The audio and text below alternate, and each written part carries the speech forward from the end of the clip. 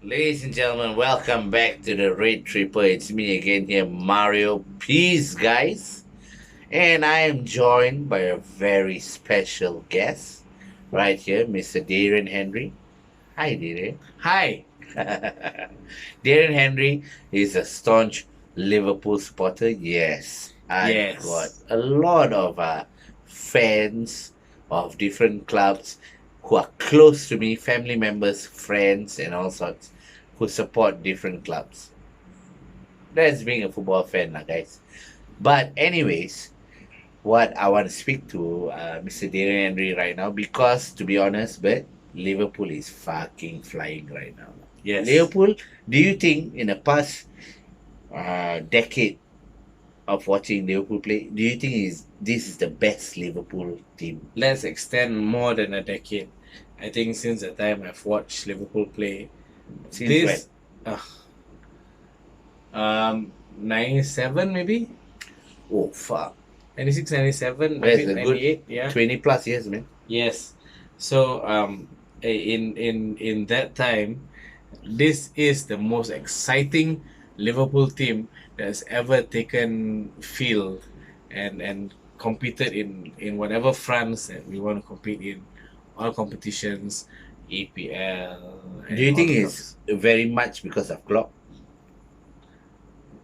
Klopp made a statement that it was from doubters to believers, which is the epitome, which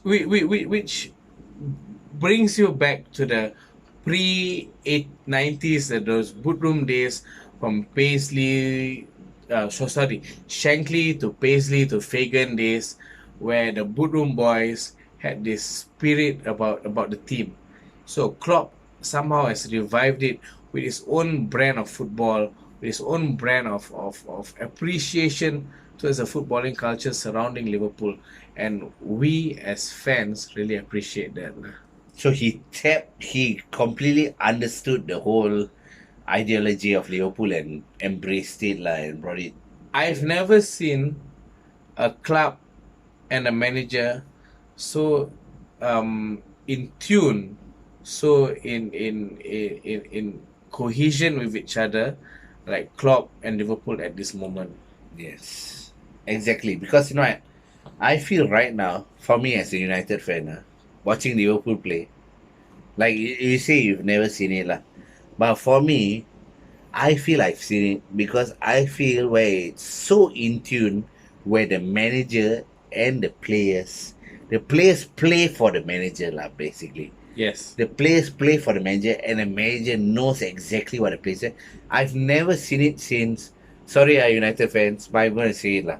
Since Ferguson's era, and I believe Klopp has that with his players right now lah. The players go all out for fucking Klopp right now.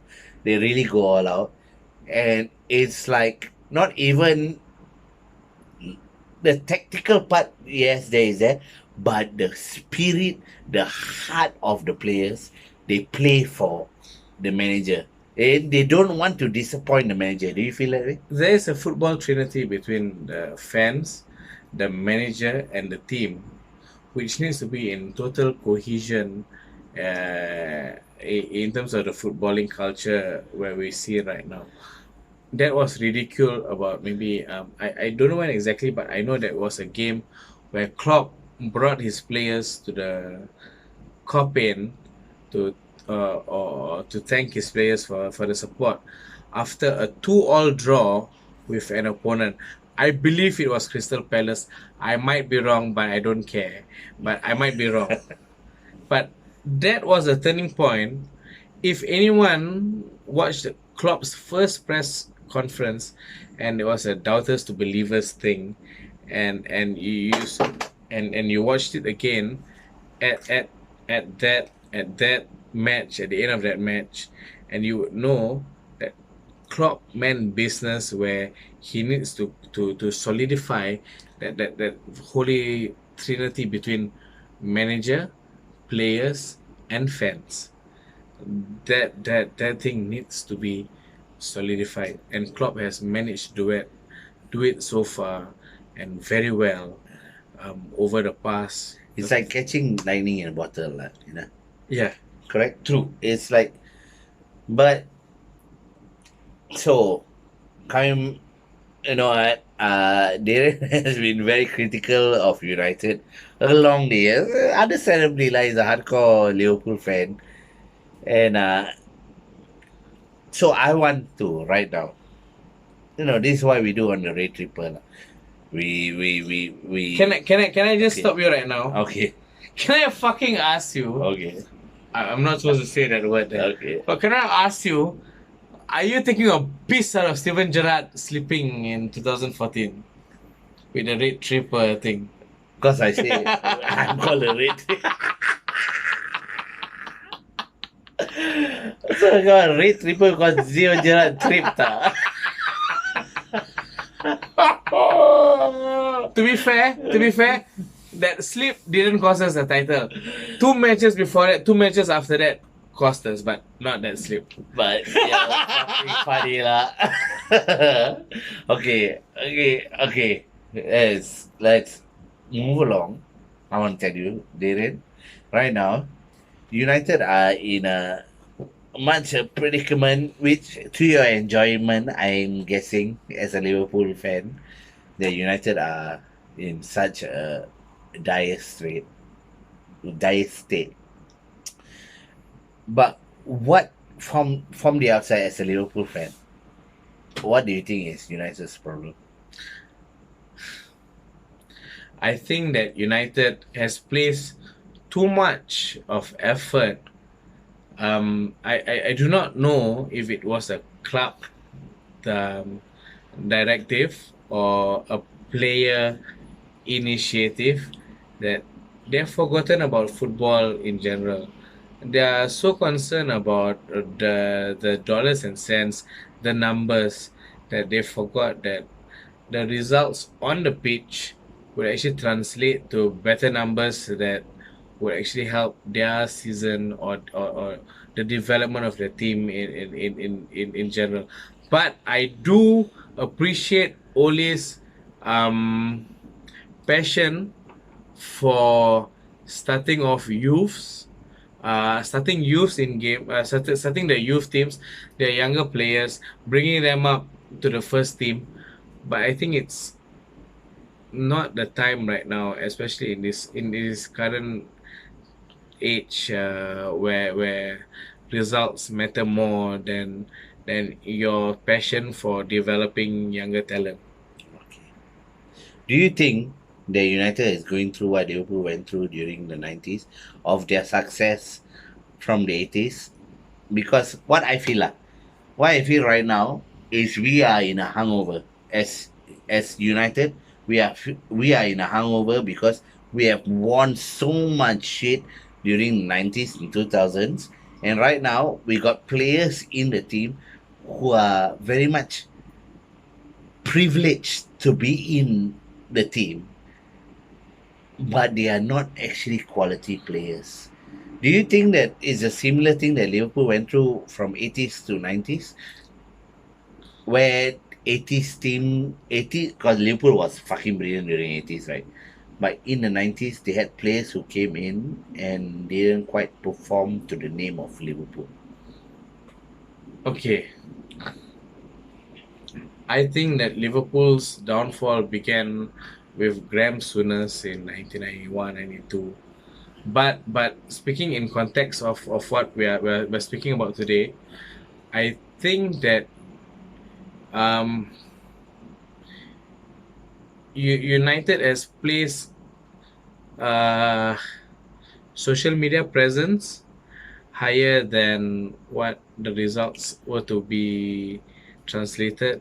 On the pitch. Yes, exactly. So I think that since Ferguson has left 6 years ago, they've not gotten a steady arm to fulfill Ferguson's legacy, so to say. But in terms of whether we are in the same boat now comparing to Liverpool of the past, we're pretty similar actually. I think that United has placed more focus on certain aspects of the game, statistics wise, statistic wise, uh, you're looking at you're trying to argue that players like Pogba, Lingard, who for the love of God I thought he was a younger player, but until I found out that he was the fucking same age as Pogba, he's not worth being given the adulation. Of being a United player. Yes. I understand. Because he I doesn't put understand. in the hours, he doesn't put in the effort in actually trying to be a decent footballer. Let's put club affiliations aside. Let's forget that I'm a Liverpool fan, but let's talk about football in general. Players like Lingard, Martial, Rashford are so concerned on what they do rather than actually performing what they are supposed to do. So it doesn't make any sense, but uh, I understand you understand. you understand, but I understand like players like for instance like how to say Pereira and all that. They are so, I don't like to use this word, but they are so privileged to be playing for Manchester United that they don't realize the what it means to be playing for Manchester United lah. let me stop it. Let me just put this way: the United teams I've seen relied on hard work, relied on following the tactics well, and actually grinding out and not putting their heads down. The players that United have now are so concerned on their individual personas that they've forgotten that they are United players and you play for the badge. Yeah. You play for the badge on the front and you don't care about the name at the back. But for me, it's like, okay, let me just correct myself about Pereira, giving an example of Pereira. For me, Pereira is, I feel he gives his heart for United, but he's just lack of quality. But he's just like, what is a player in Liverpool during the 90s that he was there in your team, but then he was there, but you know he wasn't good enough, but he was just there. Lah.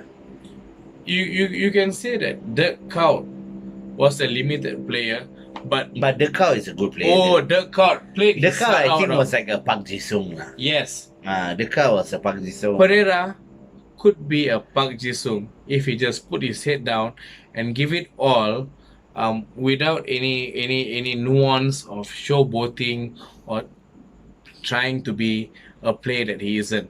You put your head down, do the work in training, perform as well as you can during the matches, and it's fine. But the problem is when you are lackluster during training, and it translates uh, clearly when you look at the results that they have been having so far. You might look at the 2-1 loss to Astana as, oh, youth team playing and all that, blah blah blah blah blah blah. Youth team, we should give them allowances. We've already qualified. But where's the pride in actually? I know that you've been attacking a lot, but the Sheffield Wednesday game, Sheffield United game Definitely. is testament to where United think that they are there, here, but actually you are more here.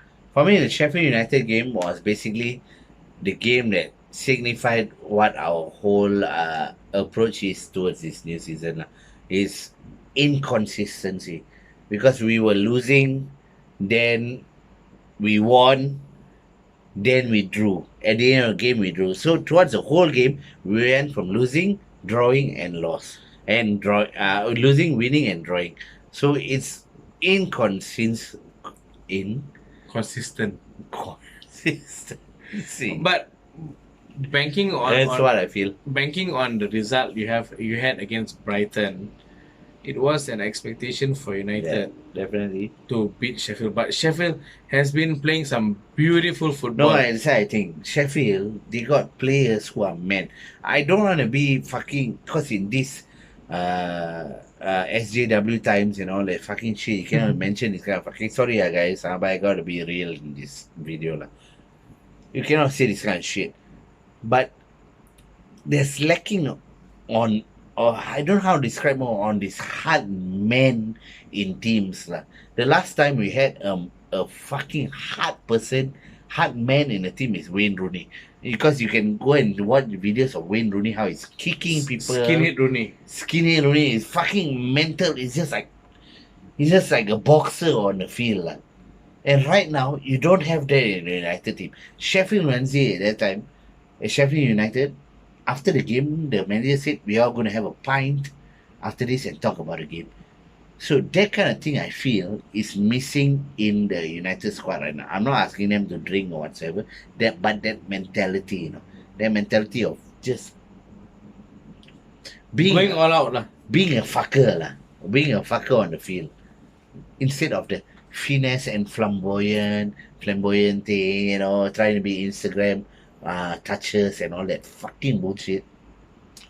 For me, Arsenal, the team that Pires and Henry and all that, they were the epitome of the flamboyantness of football, lah.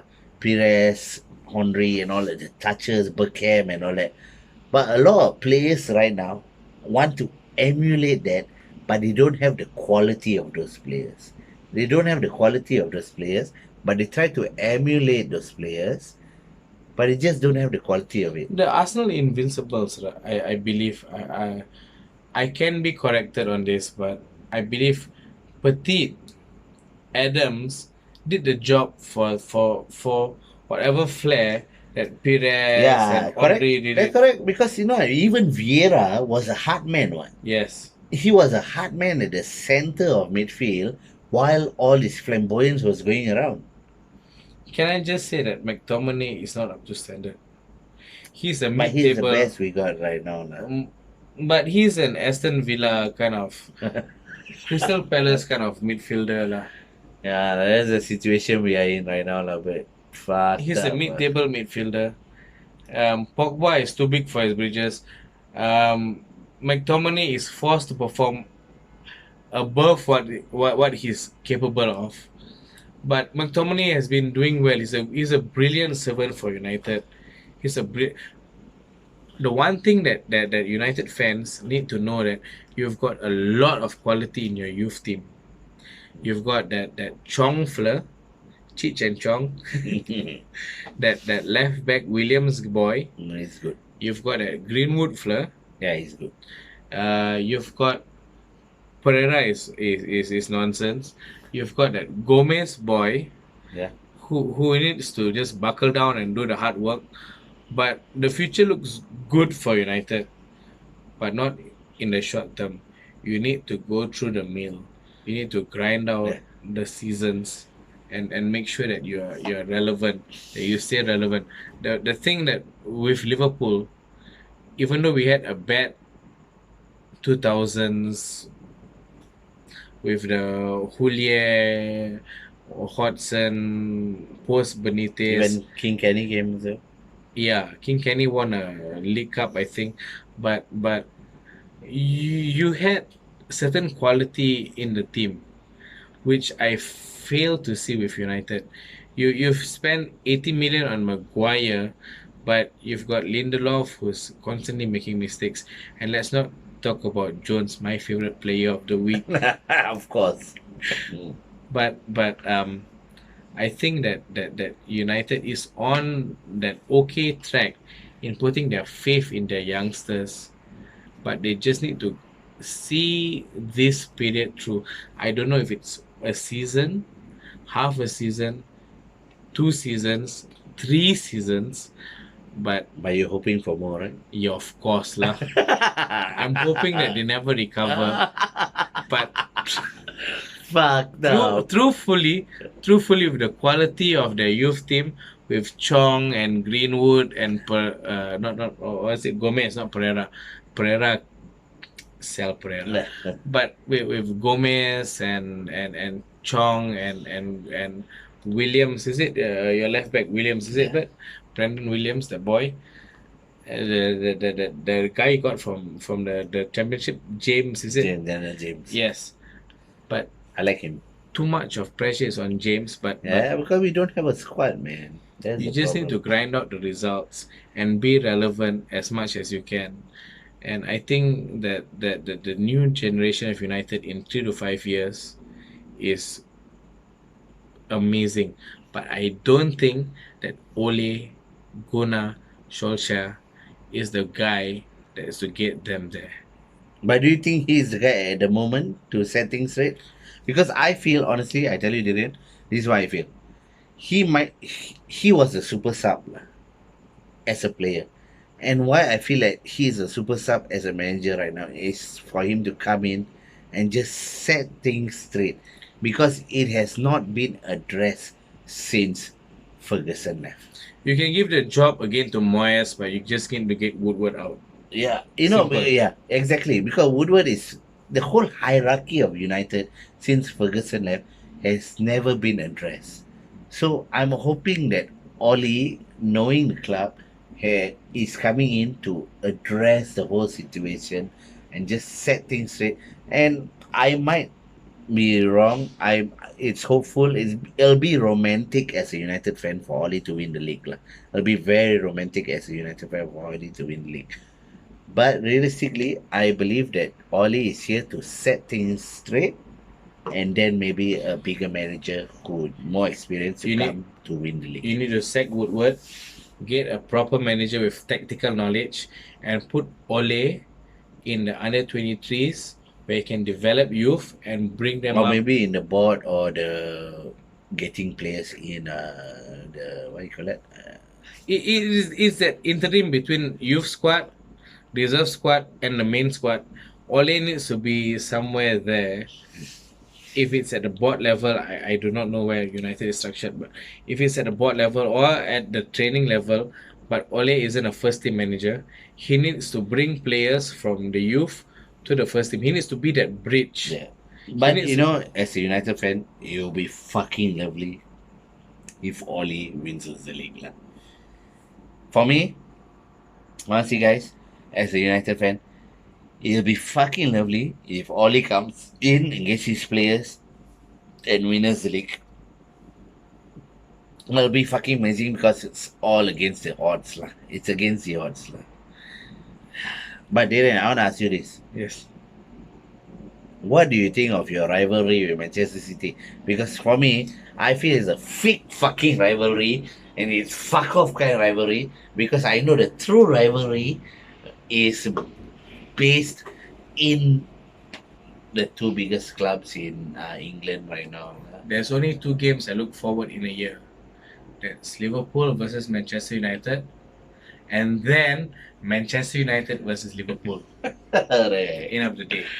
And yeah, that's the rivalry. Chelsea, Arsenal, Spurs, City, Crystal Palace, and all you other fucking 18 teams can fuck off. That's what I feel lah. That's what I feel because at the end of the day, I don't know. I think we are from the same area, so right? The United, Yeah. Manchester, and Liverpool, because of the history and all that. The two biggest teams in England right now, and as much as I loved United's dominance during the 90s and early 2000s, Liverpool was always there. And Liverpool were always there, and it was lovely to have Liverpool always there. Even when we were not challenging for the league, Yes. but we always gave United Yeah, a run for their money when we played each other, correct. and we're not expecting Correct. anything less. Than So as right now, as people try to, the media and all try to build up this Liverpool and Manchester City rivalry and all that, I feel it's fuck all. Because I feel the biggest game, the Liverpool versus City thing, it's nothing much than two managers going against each other. If it was, we saw it before, Dortmund versus Munich, Bayern versus Dortmund, when the respective managers were. oh yeah, they were there Yeah, together, right? yeah. That was it. That is that. The Liverpool and City rivalry is an extension of the Bayern Munich Borussia Dortmund thingy that they had in Because the the manager's thing. yeah. But traditionally, fuck United. Fine, fuck Liverpool. Guys, thank you guys for tuning in. This is the Red Tripper. Peace out. Lovely to have my cousin Darian here with me. He was a hardcore Liverpool spotter. What an episode, guys. Cheers. Peace. Cheers, Peace, boys. Peace. Peace. Oh, fuck.